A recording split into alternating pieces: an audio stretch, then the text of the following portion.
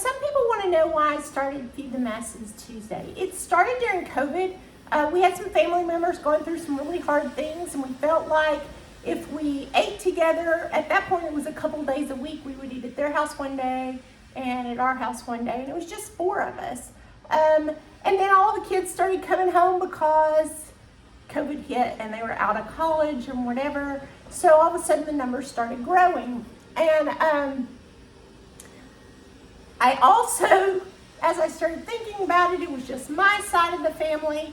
We dropped the twice a week, and so I just started deciding once a week I will feed my parents, my husband's parents, and all the kids and grandkids, and my sister's family. So most of the time there's 11 or 12 of us. If everybody came, there would be 14 of us, but that rarely happens. I guess 15 if they bring dates or whatever, but regardless, usually it's about 12. And the reason I did it is it's kind of multifaceted. One was because of just things going on in the world, but also I started seeing that we were all becoming disconnected. The elderly people in our lives were getting more confused, so we felt like they needed to have some kind of outlet. So we just took a chance, and we started in COVID, and we just have kept going.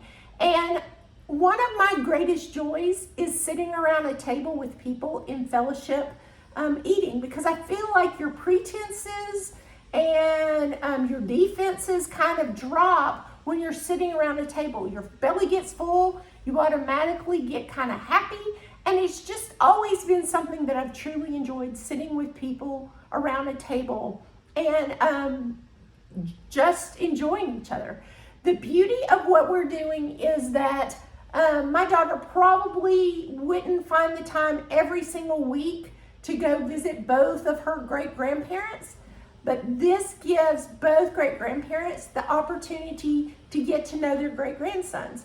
So on Tuesday, that multi-generational approach to what we're doing is such a blessing. Tate and Truett know their great-grandparents, and at the end of the meal, one of the things that I immediately do is I go take, right now just Tate, because Truett can't sit up by himself, but I go take Tate and give him a bath for his mother so that she can just enjoy being with family, and she doesn't have an extra thing to do when she gets home because she stayed later at our house. So it's just something that I felt led to do. I'll be honest, there are many Tuesday mornings that I wake up and think, ugh, it's Tuesday.